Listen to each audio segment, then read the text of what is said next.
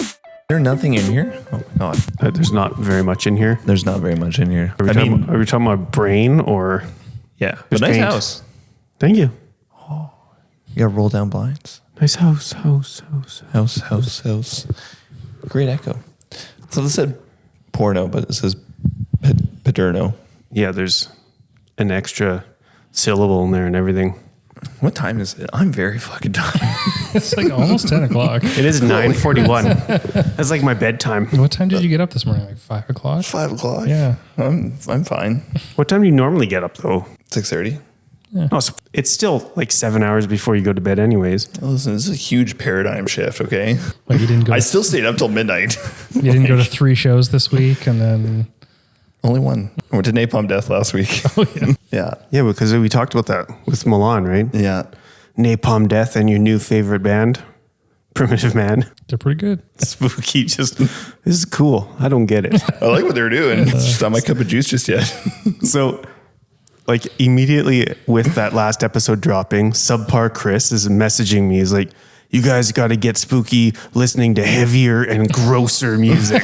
So I've got a few recommendations Yeah, I had here's to a write list. down. I mean, you're already into some pretty heavy and gross music, so I'm getting there. I'm evolving as a human being. Or Devolving, maybe. I should say that the world is turning me into a lesser person. I'm more of a degen. The grim dark is leading into your soul. as I get older, I'm like, I can get down with some soft rock. I've been saying that. Like I've been listening to so much blues recently. Okay, but let me ask you a question. Was it harder music before kids?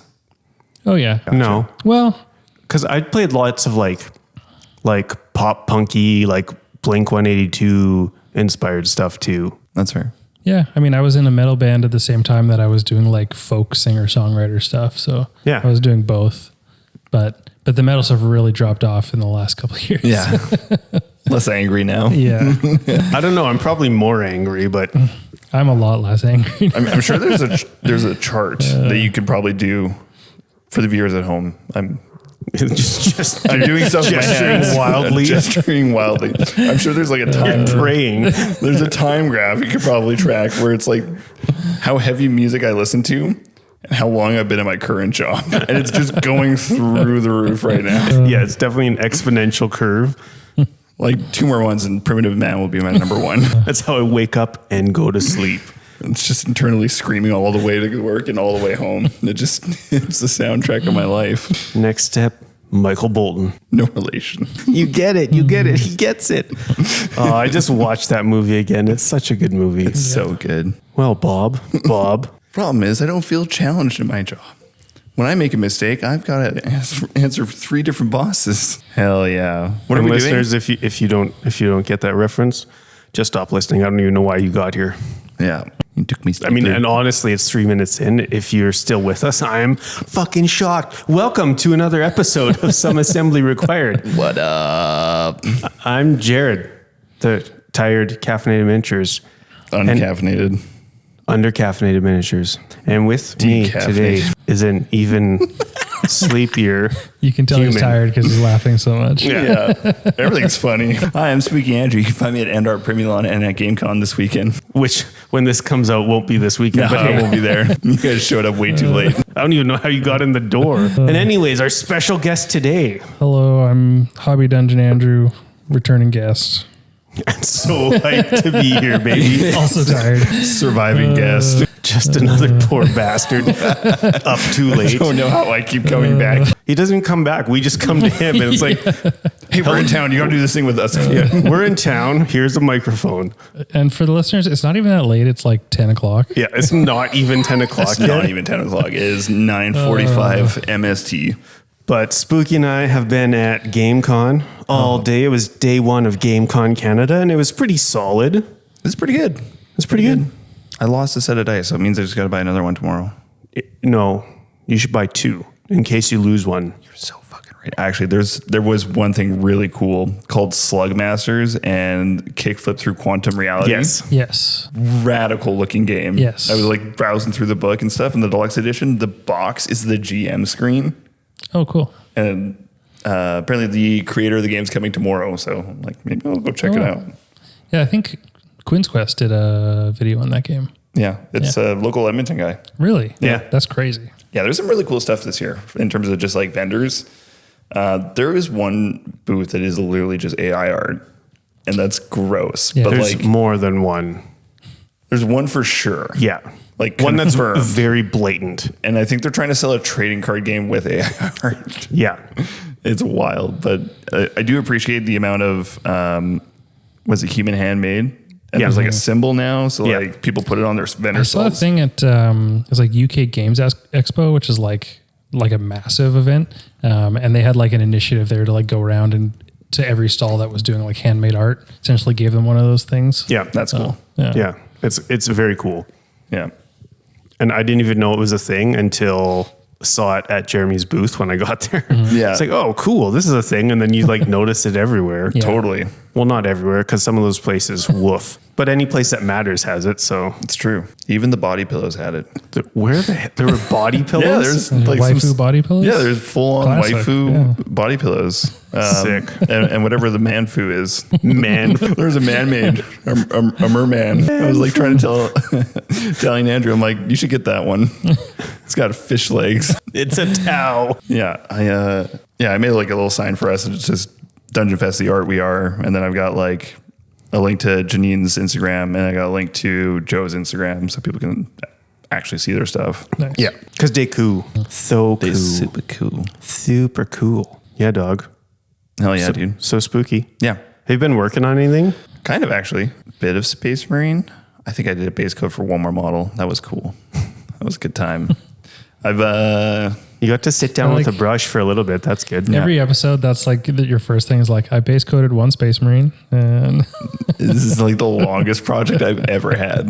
I'm determined to see it done. I did pick up Micro Soul and Micro Set, so I'm really excited to try those out with the decals.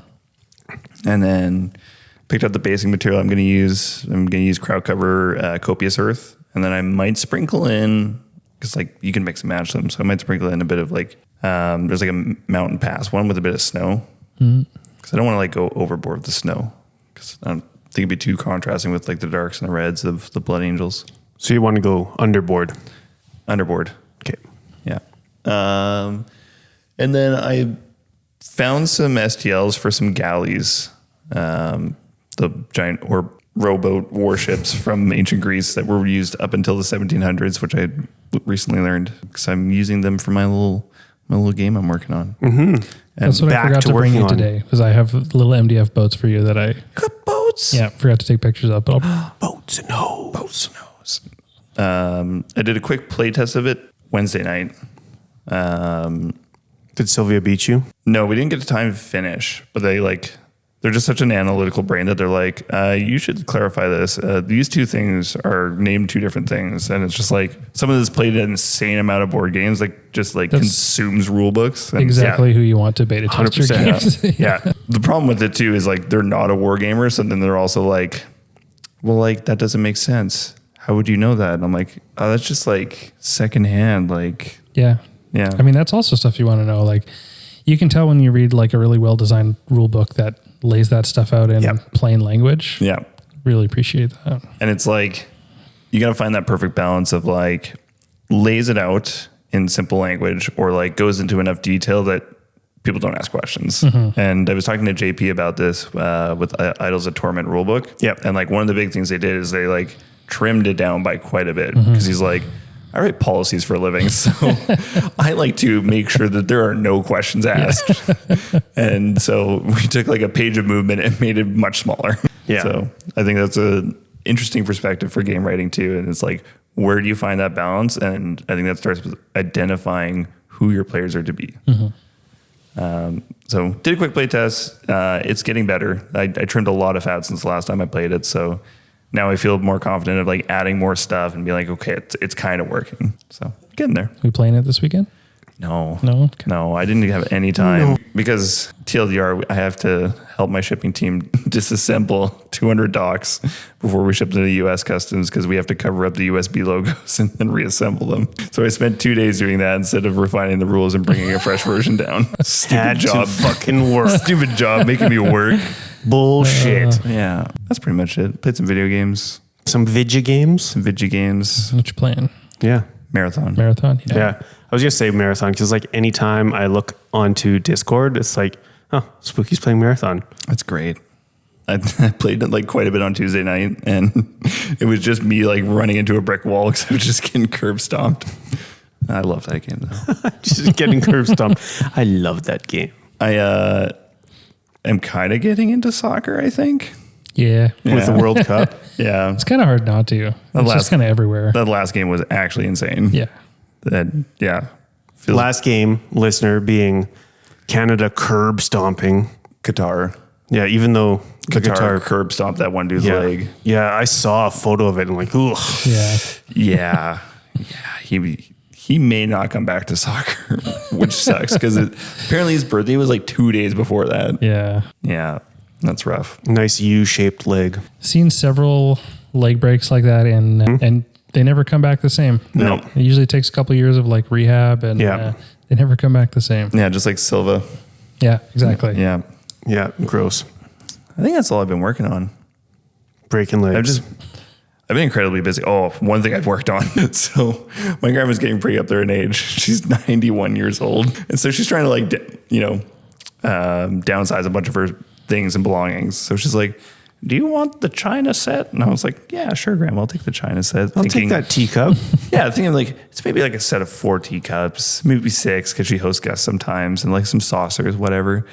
And so my uncle brings it up to Calgary, and I see him last weekend, and I unpack this stuff. I think it was Mondays. And it's box after box, plate after plate. I filled up an entire counter with all this shit stacked on top. I spent like almost 2 hours just hand washing each piece. I was like, Grandma, this was not communicated properly. Do you want some China? This is a high tea set to host a whole party. This isn't just companies come and get the nice china. How many, is it like a 12-piece set or something? Like 16. 12? I was going to say, yeah. I was trying to think of the photo that I saw. I was like, I just blacked out when I saw it. I know my grandma doesn't listen to this, so like there was a couple that were chips. I just threw them out instantly. Angrily. One less. Just thinking of like Shaun of the Dead scene where they're like frisbeeing the records. Yeah. Totally, yeah. Let's go throw plates at a tree. Dooba dooba dooba dooba dooba dooba. I'm just happy my new place has like 5-foot tall cupboards. There's a shelf up there that I never touch. Put them at the top and never look again. Yeah, just when you move out, just don't look at that shelf. I gotta look that stuff up because like it's all from England. So yeah, my parents have now 3 sets like that at their place because when both grandparents passed, they just ended up in my parents' basement. And it's like none of it has been used in like 15 years. Including mom and dad's. that's because autism didn't exist in their time. No, definitely not. No, for sure. Like, my grandma, like my paternal grandma, who definitely autism never existed. And she had spoon collections. Oh, sick. Little porcelain thimble collection. Yeah. And don't touch them because you might put them in the wrong order. Like there's a very specific order. That's right. They're organized by size and weight. Yeah. How dare you? Yeah, for sure. So, but autism didn't exist. I work with this girl and she's telling me her dad's autistic, and he has, it's like the largest collection of lanterns in like North America or something. What a title. They're like, how do you even know that? Because there's other similar autists. Yeah. We're going to go to LitCon where we bring all our lighting devices. And it's lit. Terry's got a huge torch collection. Bob and his tikis are fucking off the charts. Oh, we don't, tikis, no. Tikis are canceled. Yeah, that's right. You can't let America do anything. No, that would definitely be it's a Robert that has all those tikis for sure. Robert Lee. What have you been working on, man? Oh, brother, I moved. That's a project. That's the main thing. So we're sitting in an empty house. That is our new house in Edmonton at like a folding card table and 4 folding chairs because, we're only using 3 folding chairs, I guess. But If you slide that one closer, I'll use that footrest. oh, was that your knee that just cracked? Holy shit. I'm amazed that wasn't picked up on audio because that was a big old crack. They tell you I'm 30. What your body did. Yeah. Before we moved though, I had a box of Raveners and then a box of the Lepers, Von Ryan's Lepers. And Kingdom of Heaven. yeah, you got it. And the rational, reasonable decision would be to just move those boxes. No. So I put them together and then based them and then magnetized them so that I could then transport them built. Hell So that they would be more fragile for the move. Yeah, you know, it seemed like it was the rational and logical choice to do. You just choose not to play on easy mode, and I respect that. And threw a bunch of shit into a trailer and drove to Edmonton. And here we are. That's what I've been doing since last we met on said podcast. Last episode. Dart Rats. That game is sick. Yeah, you need to play Dart Rats. I'm excited. I'm signed up at Dungeon Fest. Yeah. The trailers look sick. Are you in the afternoon or in the evening? I think I'm in the evening. Yeah, I think you're playing with Fergie then. I think so. Yeah. Fergie and Willow. Yeah. Sick. Yeah, that would be fucking awesome. Yeah. Yeah. Hype. Yeah, because now we get to see all this stuff happening in the background and all the additional art, Spooky and I. And Dart Rats is fucking good. It's great. I'm so shocked at the website. The website's unreal. Yeah. Yeah, because even like the first Touche salesman, that's sort of like the character builder that like you played around with too. Yeah. It's even so much better than it was before. And he got rid of the option to make your own name. Oh yeah. So you just purely use roll the generator because like the character, too good. you're going to die so fast. Yeah. Or like either your character wins by actually ascending, in which case you're just going to roll another character anyways. So like, don't get attached to these shitty little forest creatures. Well, if you've played Mothership, their app is actually very similar. Like I like how easy it is to just roll up some stupid raccoon in like 5 seconds, assign everything, and it works. Like I love a good app. Yeah. It's got to be a good one. Yeah. Yeah. Yeah, that's why I was so shocked at how polished it was. Like, right off the bat. Right off the get. I feel like the rules light apps will always outshine anything that's rules heavy. Yeah. Because I've used, like, there's a Pathfinder app I've used. There's D&D Beyond I've used. And I'm like, They have like hyperlinks to encyclopedias. Yeah. and- not even. Like, they'll be like, hyperlink to encyclopedia. Oh, you don't own this content. Yeah, that's D&D Beyond right there. Like, you don't have access to this content. I'm like, it's on my fucking character sheet. That's in a book you haven't purchased yet. Can you purchase it digitally? No, you have to buy the book. Yeah. That was always my problem with GW stuff. Was like when I was playing Age of Sigmar, like 2nd edition or something, and it's like half the books you couldn't buy on the app, but they were like really pushing the app at that time. Yeah. It's like, why? I would buy it if it was available. Yeah. Well, 11th edition is kind of worse now because like you can get the core rules, but then there's all of the like rules addendums. Cause if you like search through the core rules, a lot of the things that pop up, like if you're looking at it like a particular keyword, it'll be like, oh, go to this section, but this section doesn't exist. No way. In the core rules. Oh, So, my God. but it's like you can get it from the app. Yeah. Which I appreciate that the app is always up to date then. Yeah. But even like you're going to get a bunch of like new orc players, for instance, that you can't just buy a QR code or the digital book. You have to buy this goddamn printed book just to get the QR code because you want to use it in the app anyways. Yeah. Oh, that's how they're doing it. Yeah. You have to buy the physical to get the... Yeah. To Is get it the like code. a monthly subscription to the app as well? No. Yeah. Well, not for that stuff. Oh, okay. Yeah. Because But like the regular functions? as far as I remember for 10th, the app was, you could build one list for free, Yeah. but you still needed the codexes. Yeah. Yeah. See, also this pisses me off that like every time like the app totally changes. So like me who played one game of 10th and like essentially I'm coming from 9th, I guess. Like, Yeah. like what the hell is going on? Yeah. Like, it's, yeah. Thank you, new recruit, for being there for us. Yes. Wahapedia. Yeah. Well, the hobby dungeon. What have you been up to? Our special guest. That's a good question. That's why we ask it. We got to ask the hard questions here. I had like a nice long hobby break there for a while. Nice. Because my little one takes up all my time and attention and energy. But then like randomly out of the blue, I just like bashed out a whole like 20-man regiment for 40K. Yep. Sick. Which is a game that I, like I just said, haven't played since. But yeah, I had some like ramshackle games. I'm using them as like cultists. They're kind of like smaller dudes, but they're kind of like Space Marine-ish. Put some skull kind of heads on them. As you do. As you do. Made Skull them look heads a on little- everything. little evil. and knocked those out in a couple days. Yeah. Did my little dry brushing thing, and They look so good though. Like Yeah. that red with that pop of like blue and then the that white scheme, skull. I'm just so happy with that scheme now. Yeah. I don't want to paint anything else. It's like Yeah. it takes like 10 minutes to do, and it looks You good. just get that completion endorphins Yes, going. exactly. You're like, oh, this is another one done. Hell yes. I try to do something and like paint it properly, and I'm just like, oh, this sucks. Like, I'm just gonna paint it red. Fuck this. The thing is though, like, especially for something like a cultist, like they're literally there to die Yeah. on the table. And Yeah. so when you put 20 of them together, they look fucking sick. I don't care. Yeah. Yeah, and then like the one detail that you need to pop is like there's the skull on the Yeah. helmet. Dry brush that so it pops a little bit, and then like everything else just kind of blends in. Yeah, they look Doesn't matter. great. Yeah. So I did that, and I've been working on a RPG project with the Wizard Dom. And I'm purposely have not been telling you guys about it because I have this bad habit of telling you guys I'm working on a project and then not finishing it. Yeah. Oh, no. But the rules are written. I've done some editing drafts, and Dom and I are just doing some art right now. Sweet. Sick. Yeah.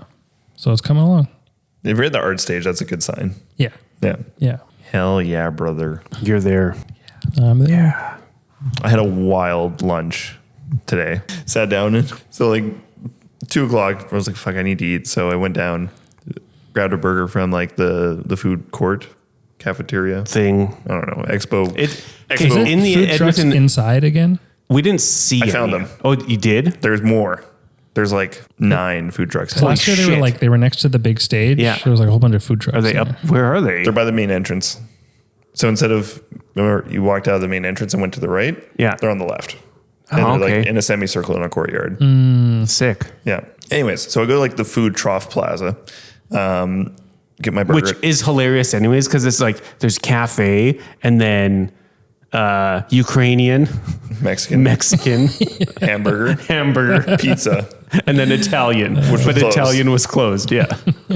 So I get my burger and I sit down, and then this guy comes up and he's like, "Oh, mind if I sit with you?" Because I'm at a 4-person table. I'm like, "Yeah, like go ahead, pull up a chair." And he's like, "Are you like just here for attending, or are you a vendor?" And I'm like, "Oh, I'm a vendor." And he's like, "Oh, awesome." So we started shooting the shit. I was like, "Yeah, what about you?" Because he's got a VIP badge.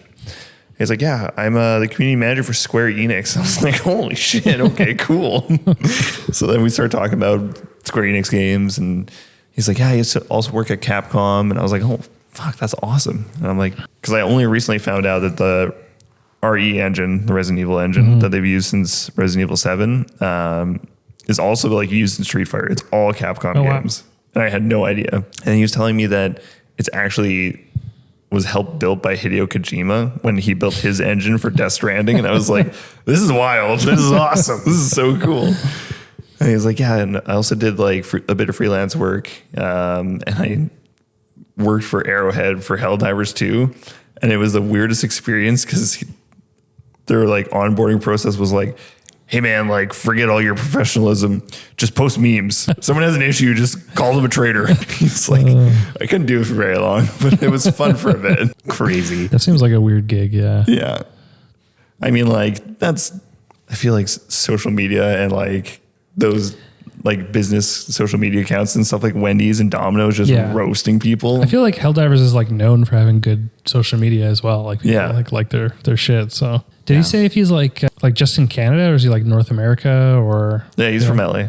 Oh yeah, cool. Yeah, they like flew him up to like showcase like or like scope out game cons. Yeah, because it's even bigger in terms because they've had quite a bit of like bigger game publishers in terms of digital stuff. Yeah, like even just like vendor setups, even like the stage. Yeah. Well, last year the- they Switch 2 demos set up like before Switch 2 launched. Oh, like That EB was Games is pretty there. crazy. They've got like a whole booth. There's a pinball section, which is really dope. And like the RPG section, like for all like the paid games, like the celebrity ones you can do, it's in like a little castle.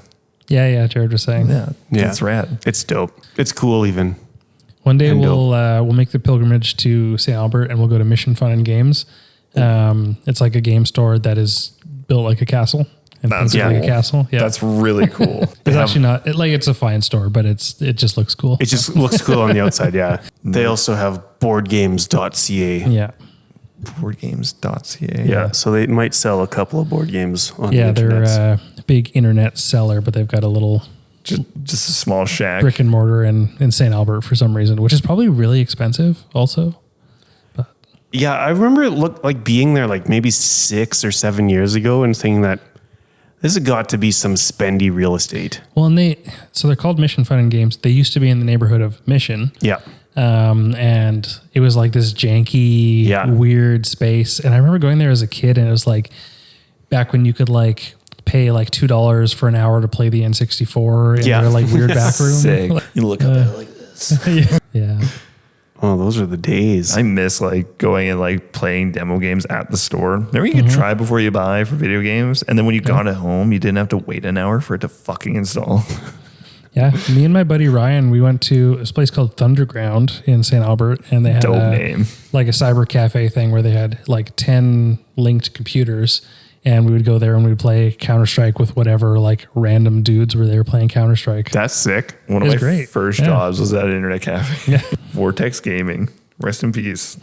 It lasted a year. Yeah. It's because I worked there. But I remember doing like a LAN tournament of Counter-Strike and just getting absolutely destroyed. I'm pretty sure there was like a new one that opened in West Edmonton Mall like a year or two ago.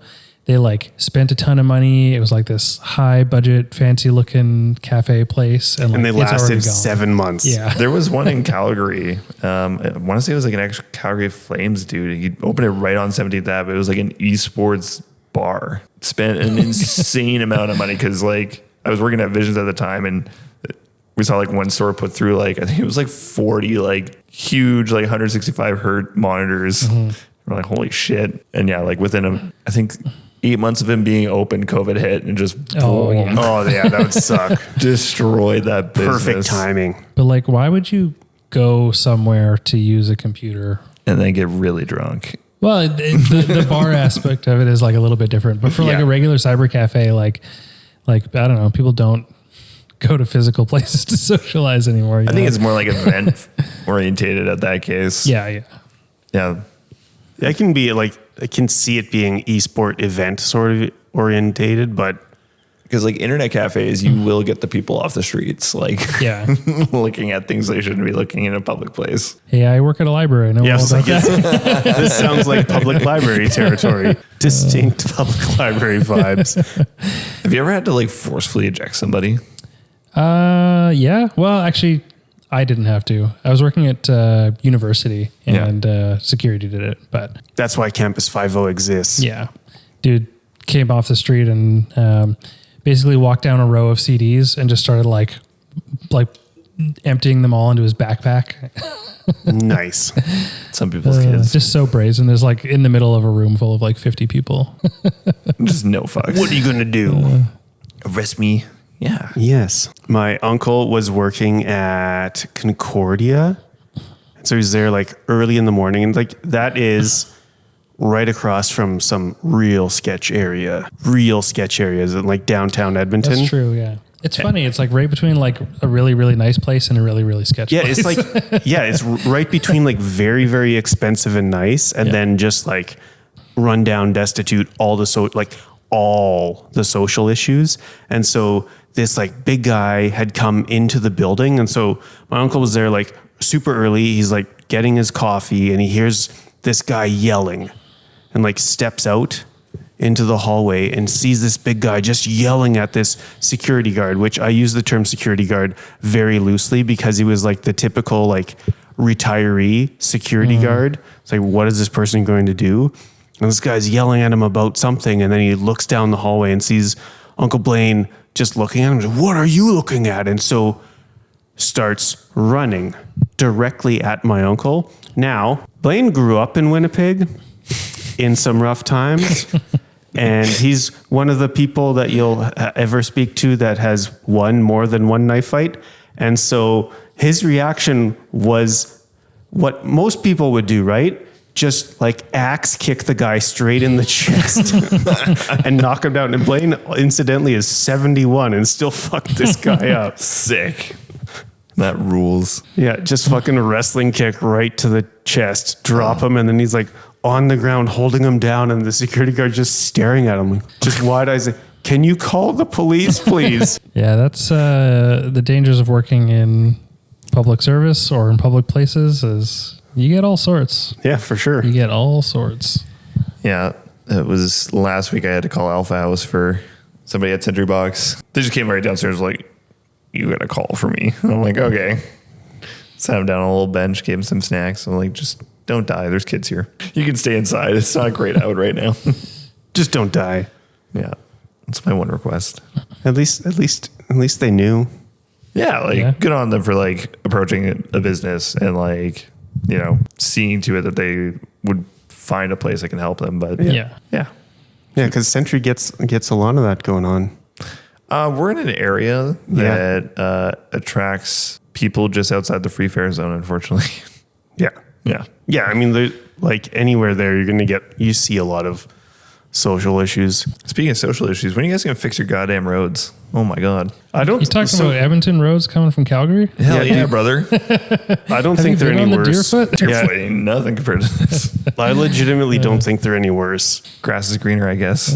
Yeah, I think so. So, well, also, like most of your driving is in the south in Calgary, That's true. which is like effectively like the marsh kind of like plains side of Calgary, right? I Like am a goblin. I live in a swamp. it has the least amount of like frost heaving and everything going on Yeah. versus like anywhere in the north, specifically in the northwest, because it's all built on rocks. Like there's so much frost heaving that goes on that those roads are They're tectonic wildly plates. different. Yeah.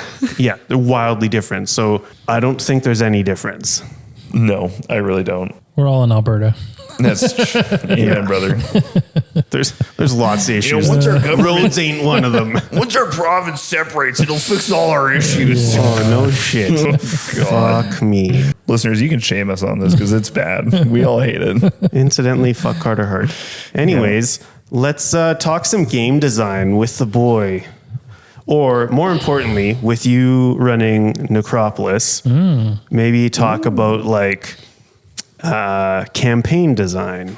Like kind of not necessarily like the whole process, but I really want to know like where your starting point is, like what kind of sparks it, and then where you go from there. Yeah, well, with Necropolis specifically, I had really ambitious plans off the hop. It's like, this is going to be a big event. I'm going to have a bunch of people sign up for it. I want to do something kind of crazy and different. So I was reaching out to Peter, who designed Necropolis. Yeah. Because he's done a bunch of like really cool narrative events, just to get some of his like player packets and see like what he's done before. And his stuff is like pretty involved. So like all of his players, I'm sure they're like regular players. Like they know the rules, and he's like adding on like new mechanics on top of new mechanics. All right. And it's super Mid-game twists and stuff like that. And like, I love it. It would be tons of fun. But like for a one-day thing with probably a bunch of new players, like got to dial it back a little bit, do something a little bit more reasonable. So a lot of the stuff that I'm doing is actually just out of the core book. I've just I've actually even simplified some things in the core book, because there's like what is that system called? Essentially, you have like a bunch of goals. You can pick like side objectives. Yep. And as you complete them through a series of games, you get additional bonuses and stuff. But even those, there's like a ton of them.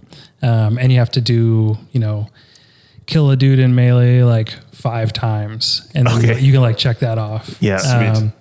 So, in our like 3-game little mini campaign, it's going to be hard to go through like a series of those. So I simplified them. I made them a little bit quicker to achieve so people can kind of like roll through those. Actually get through them. Yeah. Get that completion is high. Yeah. Yeah.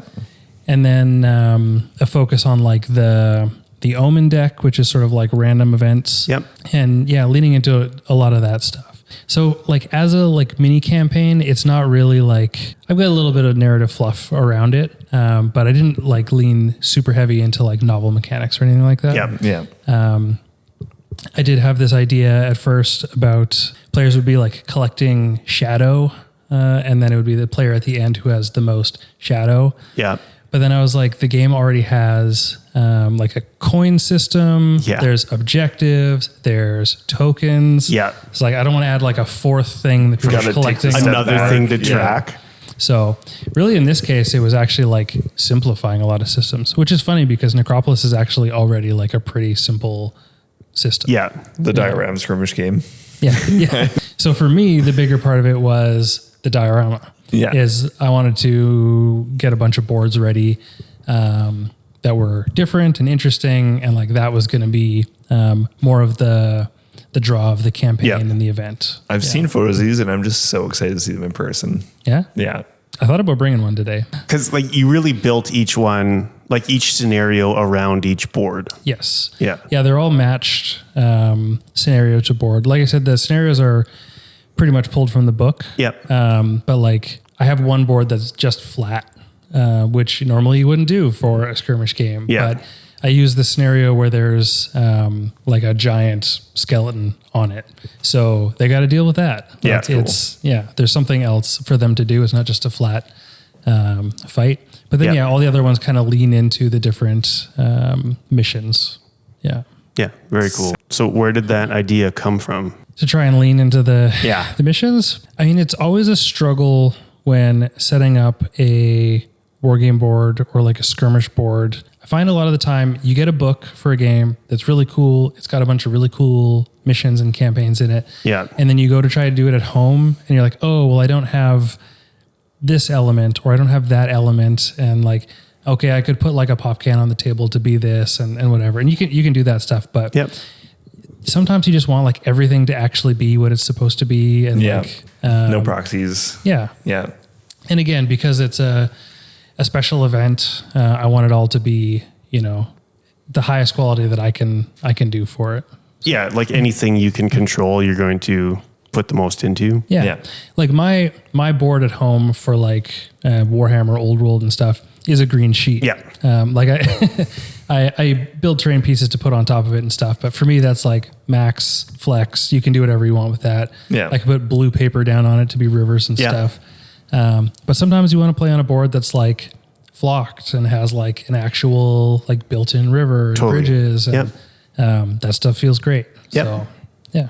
But so it's an event and you can give people the experience that you'd like to see. Exactly. It's also, Necropolis is on a 16 by 16 board. Yeah. And I'm doing 12 by 12. So it's even smaller. And that really makes it easy to make a couple boards. Yeah. Right. Like if I had to do 5 4x4 boards, I would just be rolling out some vinyl mats. For sure. Yeah. But it's a 12 by 12. I can like knock that out pretty quickly. Yeah. And you did. Yeah. Yes, I did go kind of crazy and do 5 boards like really fast. You did them in like less. You did 4 super fast, and then for some reason that we won't talk about, there was a 5th one that came up. And then also was made super fast. Yeah. We let Bogdan touch Eventbrite. He shouldn't touch Eventbrite. Bad Bogdan. Bad. Go back to sitting on tables. Go back to the Slav squad. Yeah. No, I'm very excited to see your event. There's a lot of like heart being put into the events of Dungeon Fest this year. And I think that's really cool. Just not only as Dungeon Fest grows, but like the people are growing as, I don't want to say event coordinators, and it's GMs. cool to see the progression of that. Yeah. Mm-hmm. So, like Mordheim's going to be fucking stellar this year too. Oh yeah. I'm very interested to see what they're cooking up. Yeah. The first 2 years as I was working as an organizer, I wasn't able to run any events, but I was You really did like, such a good job though that we promoted you to attendee. I got fired. By your child. Listen, Bogdan wanted a lot of salary up front. We couldn't afford to keep you both. But no, I was like, the whole time I was like chomping at the bit. I was like, can I like work the event and also like run a game? Which like would have been impossible. Yeah. But yeah, I've like wanted to do it for so long. So I've been thinking about all the things that I wanted to do. Yeah. It's a great place to be able to like run something like, cause the tabletop side of things is just so desired for whatever comes through. Yeah. I mean, Necropolis sold out immediately. Yeah.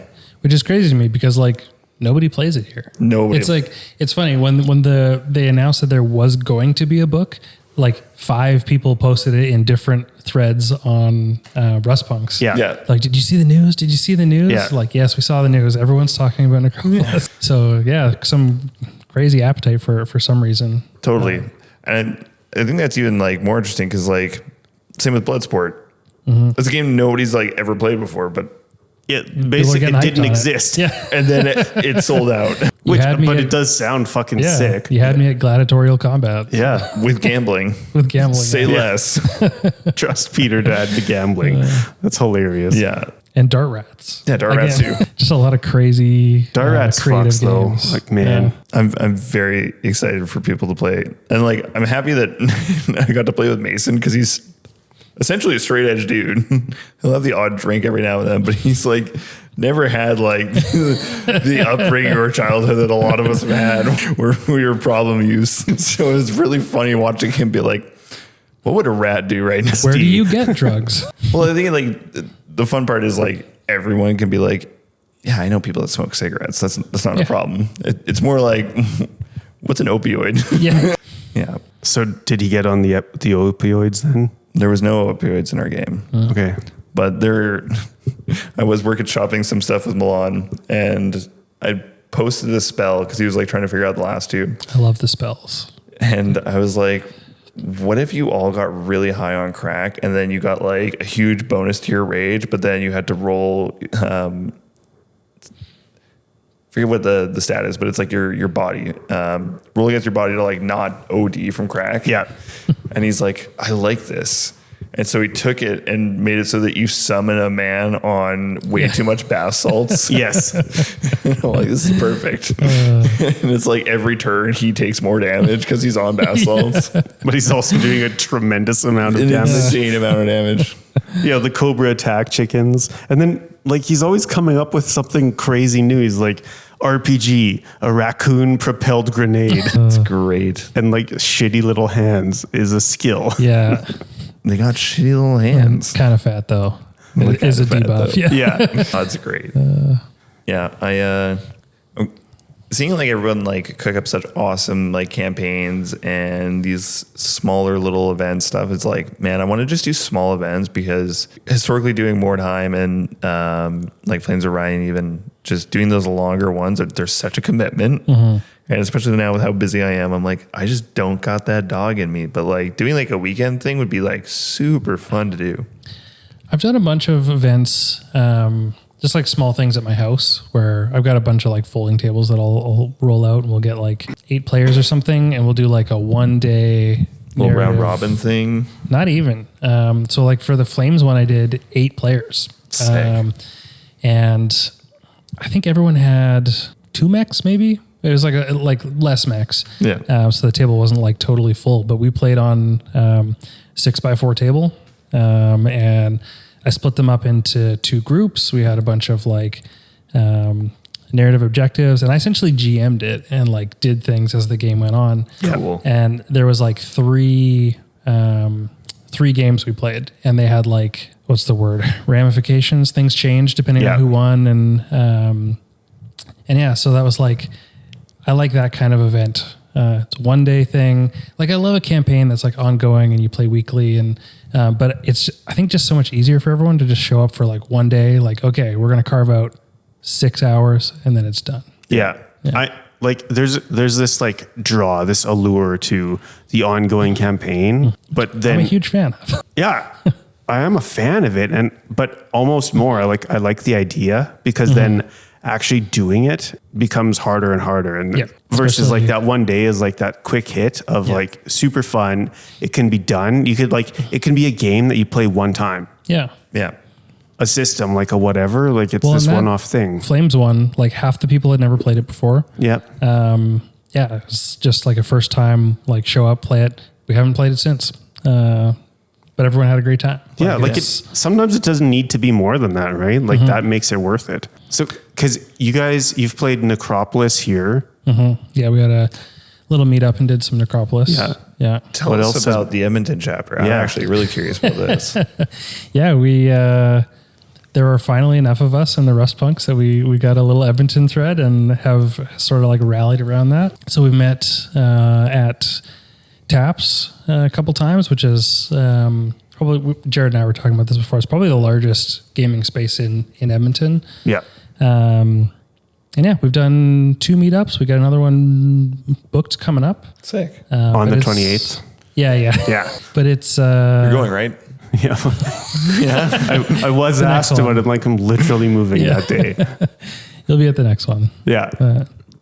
Just leave it in the U-Haul. Can't take What? it back that night anyways. Sons of bitches. Why you got to do that to me? But yeah, I've been jealous of the Calgary community for a long time. So it's sick to have an Edmonton thing going, and then have sort of like a back and forth going. There's like a bunch of Edmonton people going down to Dungeon Fest. Yeah. Like, I'm always pushing for people to meet in Red Deer one day. We'll do like a Calgary meets Edmonton in Red Deer. The problem is A Russ Red Deer. Mixer. Yeah. Well, I mean, we all get our passports and fly out to Red Deer.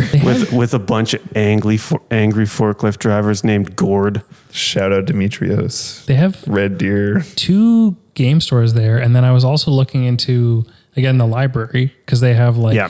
conference rooms that you can get at the library, and I was like, I'll just get a big conference room for the day, and we Everyone can, like, bring do a bunch bin of of terrain gaming. and stuff. Yeah. Yeah. So definitely. No, we'll doable. just use books. Yeah, that'd be really fun to do. We could do like a Rust Punks mixer, Yeah, A non-dungeon fest. a community Rust Punks corrosion mixer. event. Okay, that's sick. I like it. Done. Yeah, dog. Yeah. I want to play more games. I've been lacking on my games. I've been playing a lot of TTRPGs though, which have been really me nice. too. Yeah. Which You is want to play more? Or you've been playing more been RPGs? playing more RPGs, yeah, which is super weird because I went like years without it, just playing war games and skirmish games, but now Yeah. it's like almost exclusively RPGs. Yeah. Yeah. Yeah. Like RPGs is like, thankfully, like one of the most stable gaming habits I've had since COVID. I think I've literally been playing like once a week for 5 years. Sick. Like mostly the same group. Changes, but like some people are still there from like day one, which is Yeah. awesome. 'Cause yeah, like I'm currently running Pyroborg weekly on Sundays. Yeah, like week we'll miss, but that's one that we do once a week. And then I've got Shadow Dark, which I've been doing recently. And then I've been playing in Starfinder. Nice. Feel like the Starfinder might be grinding down because the GM is expecting pretty soon. Yeah. Weekly's crazy too. We play like once a month. Yeah. Thankfully, like weekly leading up was my wife Chrissy running 5th edition. And then when she stopped, I was like, well, I'll just run Pyroborg because our other player, Chloe, she wants to do it's like the Borrowers, but it's 5e. So like you play in like a house, but you're microscopic. So you gotta like to travel to different lands, you got to go from like the kitchen to the living room, and it's like all these different like creatures inhabit the house and stuff like that. That's fun. Which seems really fun. I'm pretty down for it. But in the meantime, I'm like, I'm just gonna run Pyroborg, and then if she's still not ready, I'm just gonna pick a workbook on my shelf and just run that. Yeah. Yeah. That's actually Corpborg. what I've been loving about the RPGs is just taking straight up adventures like from a book and running them. Yeah, totally. And, like, I love writing my own stuff. It's kind of the same thing as like the campaign and the wargaming. It's like I love the idea of this big story, but also like it's really easy to just crack open this book and be like, okay, here's what happens. Yeah. Because we're all old now, so it's easy. I'm trying to remember who I was talking with regarding. I was talking to old Greg from Sentry Box because he's been playing since the white box, and so he's like, the most fun I've ever had in a game is when someone just puts down a piece of paper in front of you and is like, this is a salt mine, this is a forest, this is a castle, and you are here. And it's like, well, we should go figure out what that is. Is it a salt mine? Is it a portal to hell? Like, well, no, it's just a salt mine. But we went there and we found some shit. Yeah. And like the players started exploring naturally because we were talking about like writing your own story and your campaign and your setting and the narrative and stuff. He's like, in my experience, you can do that, but you as a GM will never get the satisfaction of people being like, okay, so like it's just the king. It's like, yeah, but do you want to know the king and their bloodline and everything that has to do with them? Yeah. And people are like, no, we're going to start a tavern. Well, there's also like at least two distinct kinds of RPG groups. There's people that do want to do like the narrative role play and get into the character and tell a story. And then there's like really action oriented people who are like into the mechanics of the game, don't want to talk in voice, sort of like narrate outside like what their actions are. And you're going to get two totally different games So like having a big narrative story for those action oriented people, they're like, okay, I don't care at all. Like, Yeah. what's the thing that is in front of me right now? Totally. Yeah. Yeah, like for me, I play everything as rules light, as in like, as the GM, I'm just like, as a player, you as the GM are just going to be doing a lot of like telling me I can't do that. Yes, or no, but. Yeah. Because like I'm there to tell stories, whether I'm using like another voice or not. I'm just there to tell stories. Totally. And like this is what I want to do. Like here's how I foresee it happening, and then you can be like, well, no, or yeah, like that. Let's see. Yeah. But I think like as a GM too, I find that more fun because then I get to play more. Yeah. Right. So it's like I can see the benefit of having a bunch of shit laid out, but also like I've never really run that way where it's like I have a vague idea and I'm going to give you some options. And then based on that, I'm going to make some more shit up. Totally. So I'm running Mothership right now for my group. Yeah. And they are in a big dungeon. And they're looking for specific things in that dungeon. And I don't actually know where they are. I haven't actually read that far into the book. And I'm just like, whatever room they go into, I'm like, okay, is this what you guys find? And then I get to kind of play with that. It's like, they say I do this thing and I'm like, okay, I have no idea how that's going to affect things. Let's try it out. Yeah. That's really cool. Yeah. One of the guys was laughing at me. He was like, you don't know? I was like, no, I didn't read the whole thing yet. This is part of the fun for me. Yeah. I'm so prepared that I have to de-learn it actually. That's how I was GMing for a long time. And I had some really great games doing that, but I found it just stressed me out. And then trying to overplan and prepare. Well, and there's a lot of stuff that just doesn't get used because the players don't like go that way or make that decision. And then this is the thing that's happening to me with a kid is that I just like don't have the time and can't care. Yeah. Even if I like wanted to and would have in the past. And I just say to my players like, okay guys, like this is going to be really stripped down today. Like I didn't do any prep. And we're going to roll with it. Totally. And we've been having a lot of fun. So Yeah. I personally think that's super fun. Yeah. I know like the first like year or two of me DMing, I was like always stressing and like having to like make sure I prepped, but like albeit at the time we were playing on virtual tabletop during COVID. So it was like, all right, I'm going to go and like set up the room and make the lighting and add the creatures and make sure that, but then it was like a lot. It was a lot. So like I started really high and I've just been stripping down layers until it's like, now I just show up. I'm like, here, you get the graph paper today. Yeah. Here, like you're in charge of like leading the party type of thing. And it gives more agency to the players and takes a lot off your plate. 100%. And that's one thing I like about like Morkborg as a system because the GM just barely touches dice. It's all the players. Yeah, I like the whatever they call it, like the player facing, like they do all the roles. Yeah. You're there as like the logic engine. Totally. Yeah. Nothing's worse than tracking a fuck ton of initiatives. I just can't stand that. It is fucking brutal though, right? So it's like, so you've got like say 4 people in the party and you end up with like 6, 8 different characters in like different NPCs, baddies in this room. And so it's like, someone's got to write this shit down. It's like, and then track all the hells. Yeah. Mothership, no initiative. Everything happens simultaneously. So you just go around and like, what do you guys want to do? Yeah. Okay. This is what happens. Okay. Now what do you guys want to do? And it's cool. just, it's like so simple in that way. Yeah. Yeah. I don't think we did any combat when I played. No.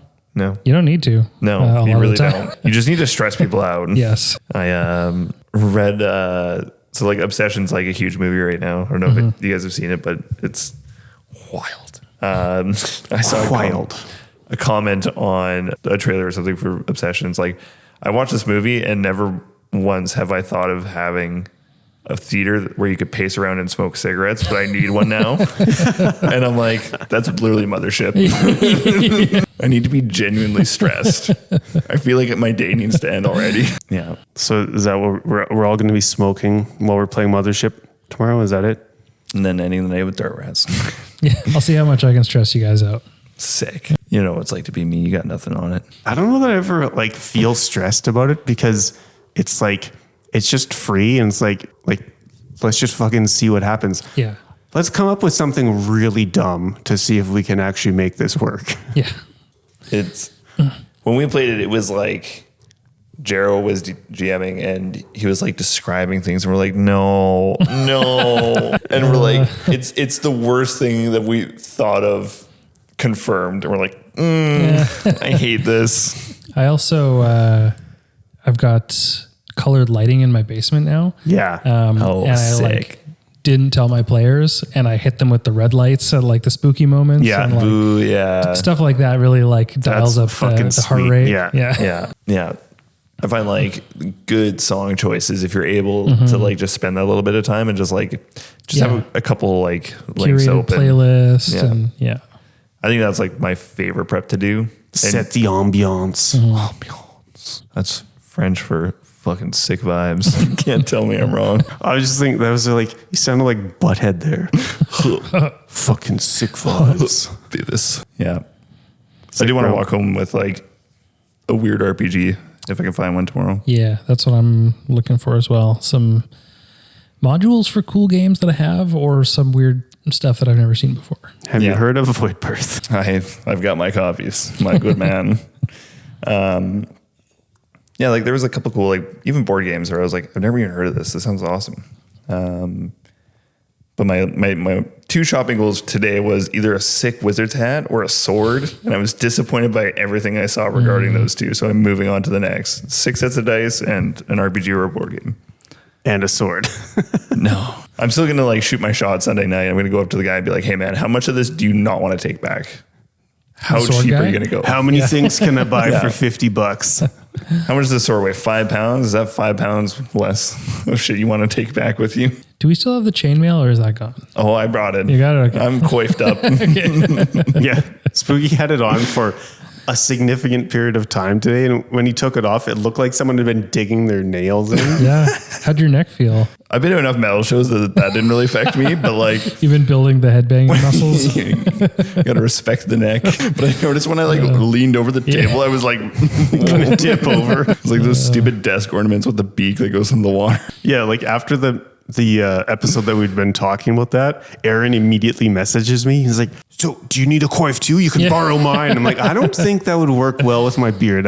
I think that's going to be a problem. I'm amazed you put it on with your hair. Like I feel like it when I put it on last time, it was like grabbing my beard and Yeah. Oh, it was fine. yeah. You just have to not move. Coifs dig me, bro. Coifs dig my coif. Yeah. As we descend into madness. Hell yeah, brotendo. Bruh. Yeah, I'm excited to see tomorrow. I'm excited to get like a really good night's sleep on my fucking 5-star air mattress with my pillow from home. It's gonna be wicked. And 5 out of 10 star air mattress. Yeah, I mean, like starfish so hard to So we are also on air mattresses here because we didn't bring any beds with us. Is this an Airbnb? And literally, Karen was on the bed already, and I just kind of like sat down a little harder than intended. I was like, Launch her I just about launched you off of here. That's funny. Well, So now she'll be fully asleep. So I'll just drop down my and then be dead. daughter will probably wake me up like 5 times tonight, so I'll be just as tired tomorrow. Ooh, yeah, buddy. Mothership's going to be fucking ripping. Just go David Lynch on it. Oh, I know what I'm doing. You guys will stress yourselves out. That's perfect. That's the trick. See, I'm already stressed out thinking about it. So you're doing a great job. Dude, I live with so much anxiety that I'm good. Doesn't take much. Okay, sick. Final thoughts for us, Hobby Dungeon, Andrew. Oh, that's a lot of pressure. Stoked for Dungeon Fest. Stoked for GameCon. See what we find tomorrow. And stoked to play some Dart Rats. Looking forward to that. Hell yeah. I've heard good things. Yeah. Dart Rat's taking over the world. Baby. Spooky, Yeah, dude. you have a final thought? Get out and do stuff, even if you're tired. Don't be a bitch. It's true. That's it. That's all I got. If you're tired, just do stuff I tired. mean, I'd really like to go to bed right now, but this is sick. I'm happy we're doing this. What? Who am I? Hey, Jared, Where are we? you have any final thoughts? Yeah, I think use whatever fucking rules you want and play RPGs and tell stories with your friends. Just and, hang with homies. Yeah, always. And until next time, we will maybe see you. And thanks so much for listening. We love you. Okay, bye. Okay, bye. Bye.